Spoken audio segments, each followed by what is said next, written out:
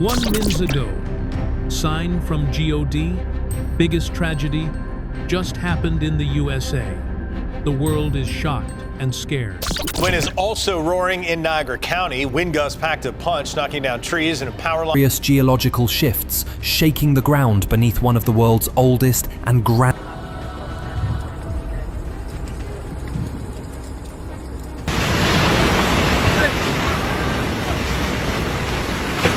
Run!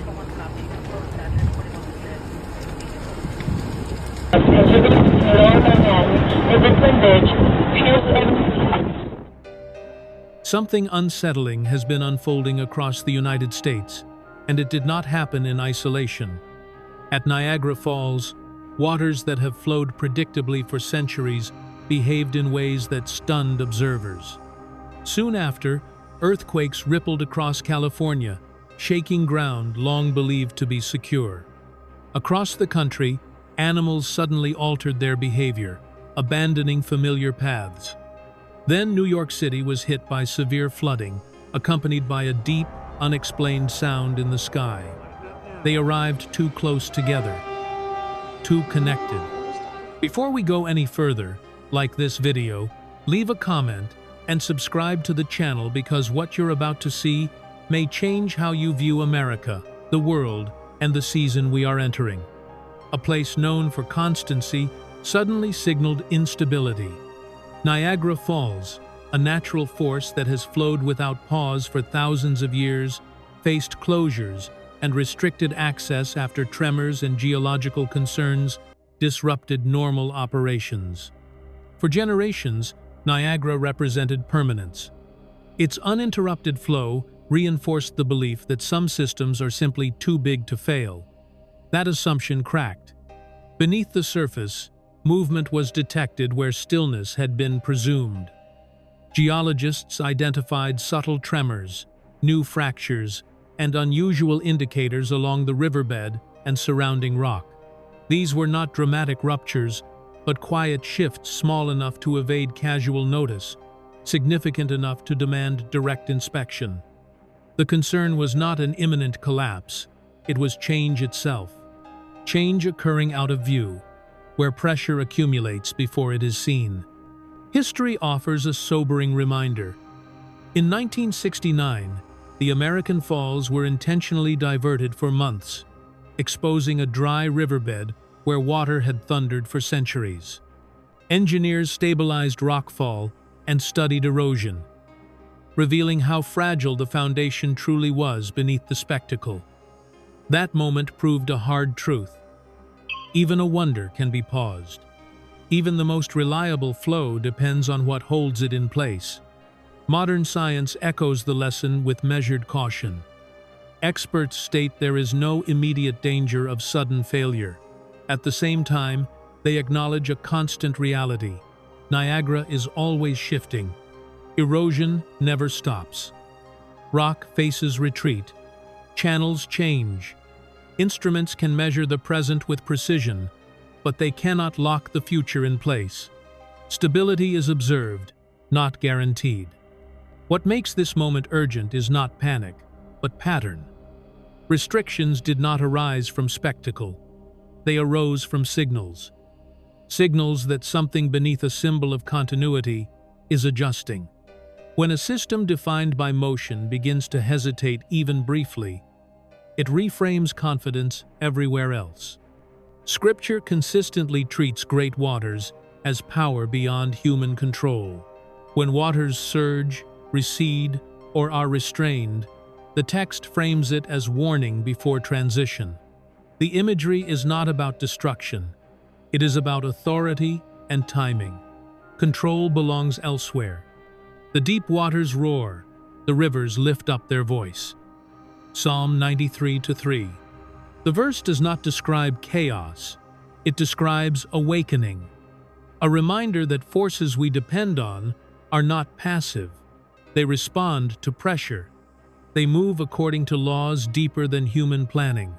Niagara's moment of restriction does not predict catastrophe. It delivers clarity. It exposes a truth often ignored. Permanence is conditional. Flow depends on foundations, and foundations, even ancient ones, can shift. When the waters tremble, the message is not to fear the river, but to recognize that change rarely announces itself loudly at first. When the waters signaled instability, the warning did not remain at the surface. What followed came from below. In the days after concern grew around shifting foundations elsewhere, the ground itself began to answer hard, loud, and impossible to ignore. Across California and surrounding regions, a series of consecutive earthquakes rippled through areas long accustomed to seismic risk, yet unprepared for the persistence. This was not a single jolt that faded into memory. It was repetition. One tremor followed another, then another. The pauses between them felt shorter. The silence felt thinner. Homes shook. Windows rattled. Walls creaked under stress they were never meant to endure repeatedly. In neighborhoods that had stood quietly for decades, residents stepped outside not because of damage, but because of instinct. When the ground refuses to rest, instinct overrides reassurance. What unsettled many was not just the shaking, but the sound. Witnesses described a deep, grinding noise rising from beneath the earth. Low, sustained, and unfamiliar. It was not thunder, not machinery, not traffic. It sounded like pressure moving through stone, a reminder that what lies below is not dormant. Cracks appeared in roads and foundations, small at first, then wider. The land did not split open dramatically. It resisted just enough to show strain. Engineers assessed structures. Emergency alerts circulated. Life continued, but with hesitation. Every vibration reset nerves. Every quiet moment carried expectation. Seismologists explained the mechanics: fault lines releasing stress, plates adjusting incrementally, energy redistributing across known systems. The science was sound. The timing was not comforting. When earthquakes arrive in clusters, they speak less about release and more about rearrangement. Stress does not disappear, it moves. The deeper concerns spread beyond coastal fault lines.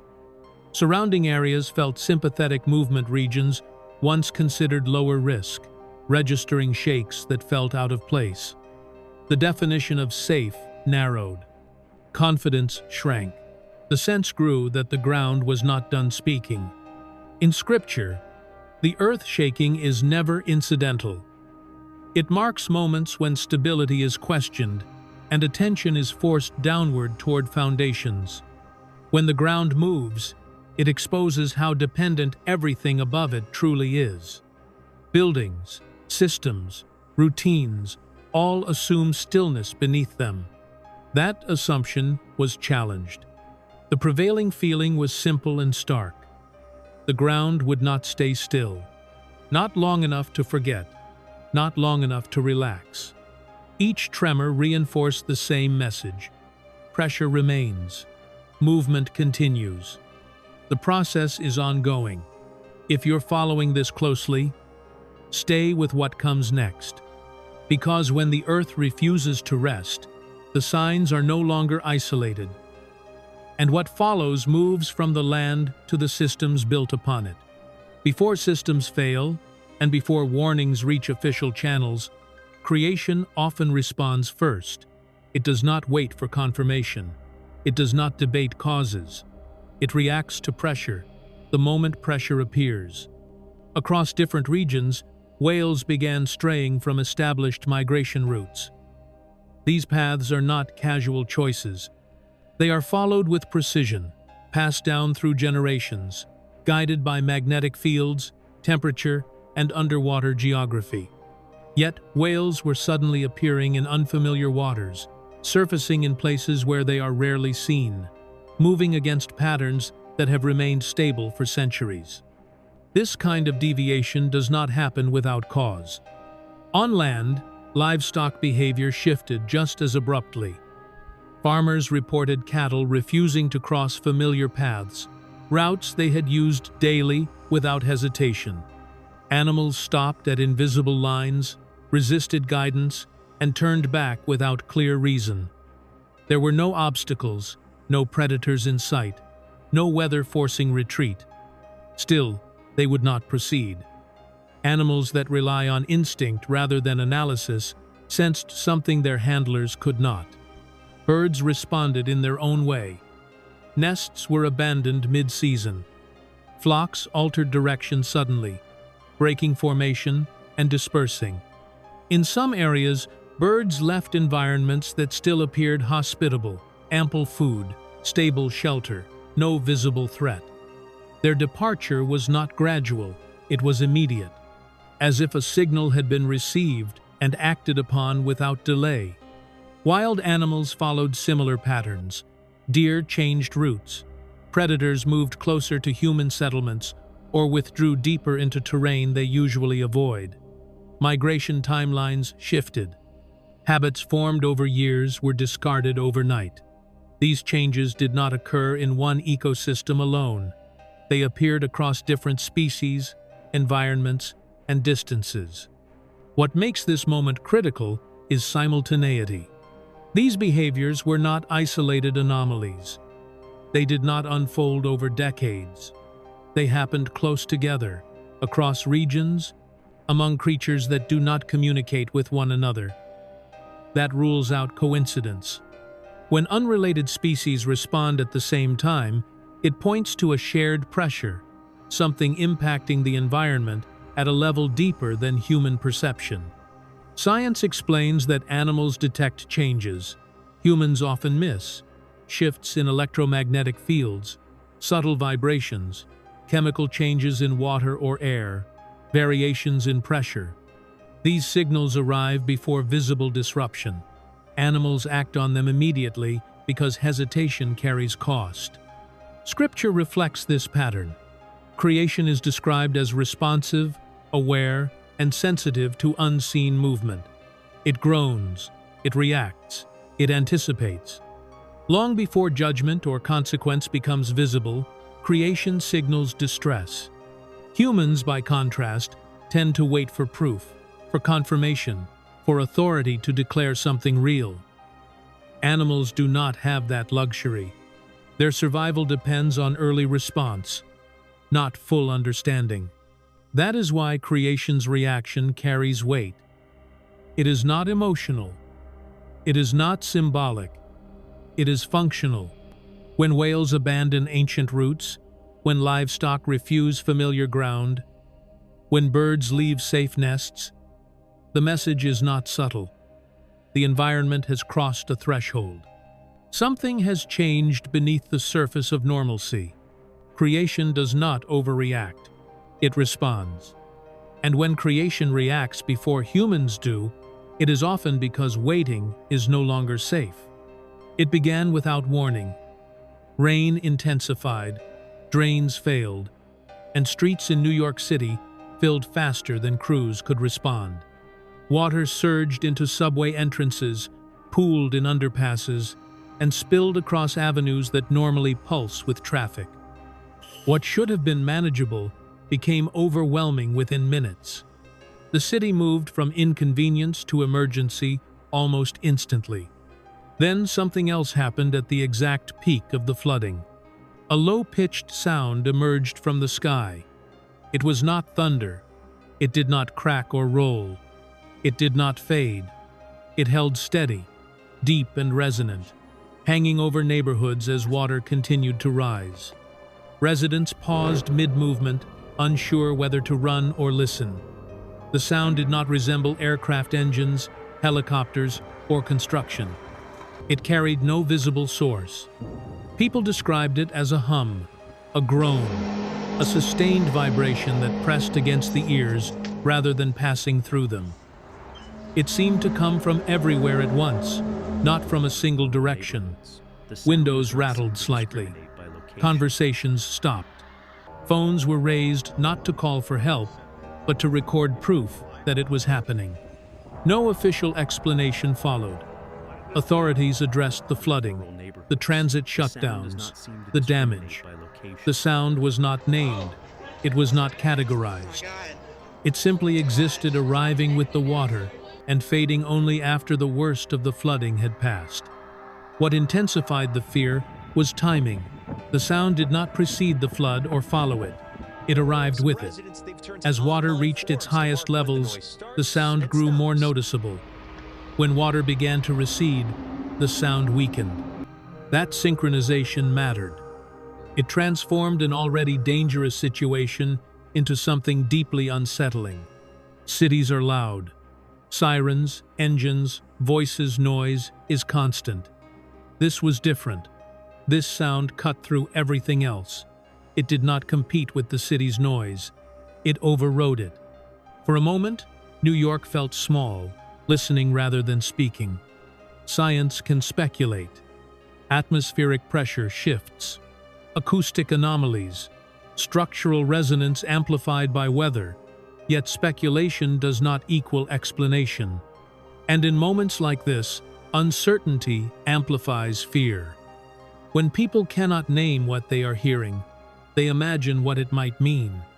In Scripture, sound from the heavens is rarely incidental. It often accompanies moments of transition, warnings that do not explain themselves but demand attention. A voice without words.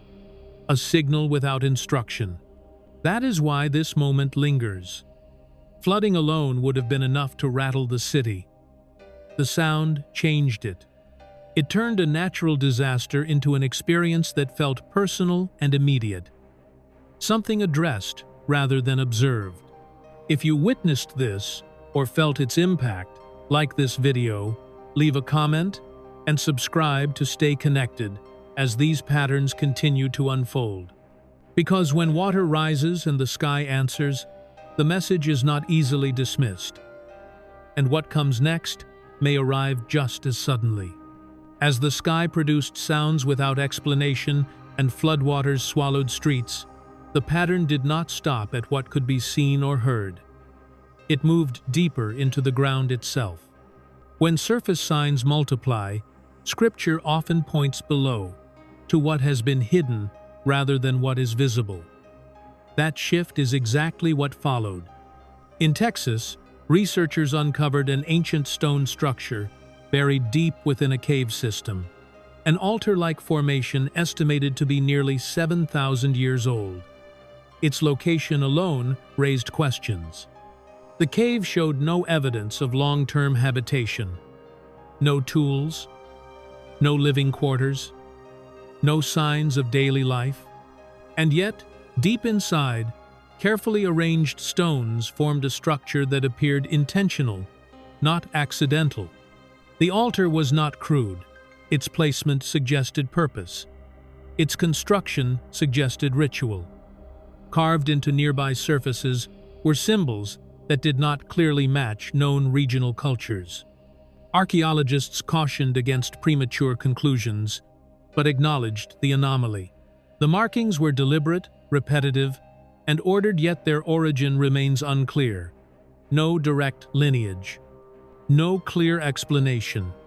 What makes this discovery unsettling is not only its age, but its timing. It emerged at a moment when instability was already present above ground.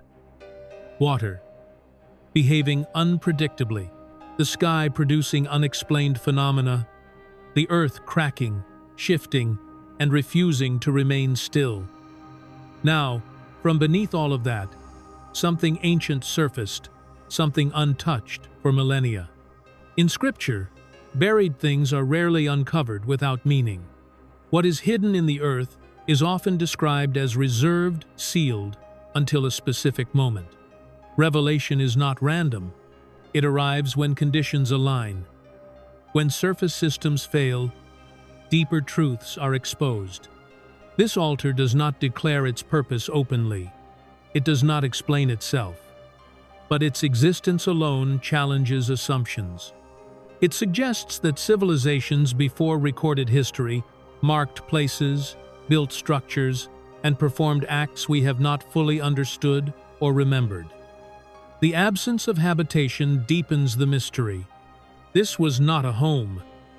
It was a destination. The Bible repeatedly states that what is hidden will not remain hidden forever. That exposure is part of judgment, not always of destruction, but of truth. When buried things surface, they force re-examination of history, identity, and continuity. They remind humanity that the present is built on layers it did not create. This discovery does not predict catastrophe. It signals transition. At a time when earth, water, and sky show signs of instability, the ground yields something ancient and unexplained. The convergence matters. The message is not that disaster is imminent, but that revelation is underway. What was buried remained silent for thousands of years. It did not rise during periods of calm. It emerged during unrest. That alone gives it weight, because when foundations shift, the past does not stay buried. It speaks whether we are ready to listen or not. If these events were isolated, they could be dismissed. One flood might be called extreme weather. One earthquake could be labeled routine. An unusual sound in the sky might be written off as mechanical or atmospheric. Animals acting strangely could be explained away as seasonal behavior. An ancient discovery might be filed as archaeology, doing what archaeology does. But they are not isolated. They are overlapping. Water has begun to shake what once felt immovable. Rivers surge beyond their banks. Cities built around assumptions of control are overwhelmed in minutes. Flooding no longer arrives as a slow warning. It arrives as a test. Boundaries fail quickly, and what follows is confusion rather than recovery. At the same time, the earth refuses to remain still. Tremors ripple through regions long accustomed to stability. The ground cracks, shifts, and groans. Pressure releases not once, but repeatedly, as if the land itself is adjusting to forces beyond human scheduling. What once felt solid now feels conditional. Above it all, the sky adds its own response. Sounds appear without explanation, low, sustained, and deeply unsettling. Not thunder, not aircraft, not weather as it is normally understood.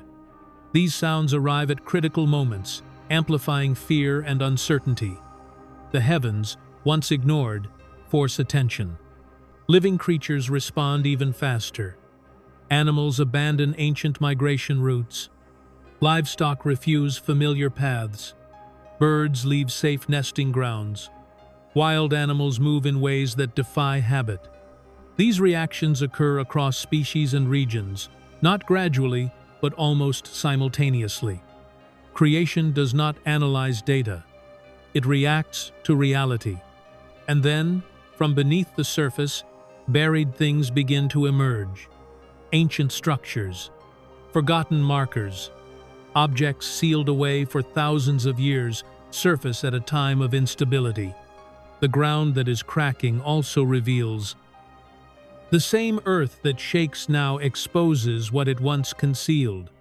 This is where coincidence collapses. Too many categories are responding at once. Water, earth, sky, life, history. These are not systems that normally move together. When they do, it signals convergence, a moment when multiple layers of reality react to the same underlying pressure. Scripture consistently treats convergence as a warning phase. Not chaos, but alignment. Not the end, but the beginning of recognition. Signs are not sent to confuse. They are sent to awaken. When warnings come one at a time, they are easy to ignore. When they arrive together, ignoring them becomes costly. What makes this moment dangerous is not fear, it is familiarity. The temptation to normalize what should interrupt. To scroll past what should stop us. To label convergence as coincidence, because coincidence demands no response. But convergence demands discernment. It asks a single, uncomfortable question. Why now? Not why one event happened. Why so many, so close together? History shows that moments like this are rarely understood in the moment. They are recognized later, when the opportunity to prepare has already passed. That is why awareness matters now, not after. These signs are not random. They are not scattered. They are speaking together. And when that happens, the message is no longer optional to hear. What we are witnessing is not an ending, it is a warning. History rarely announces its turning points with a single event. Instead, it layers signals, compresses timelines, and tests attention. That is exactly what this moment feels like. Water, earth, sky, living creatures, and even buried history are responding at once, not to frighten, but to alert. In Scripture, warnings always come before consequences. They are moments of mercy, not judgment. They interrupt routine, so people have time to reconsider direction, priorities, and trust. The danger is not the signs themselves, it is ignoring them. When warnings are dismissed as coincidence, preparation is delayed. When they are recognized, there is still room to respond. This is why this moment matters. Not because everything ends here, but because something is clearly shifting. Stability is being questioned. Assumptions are being exposed. The illusion that tomorrow will always look like yesterday is beginning to crack. Awareness is the choice placed in front of us now. Awareness before panic. Awareness before regret. Awareness while there is still time to change course. If this message resonated with you, like the video, leave a comment, and subscribe to the channel so you can stay connected as these patterns continue to unfold. Thank you for watching. Thank you for paying attention.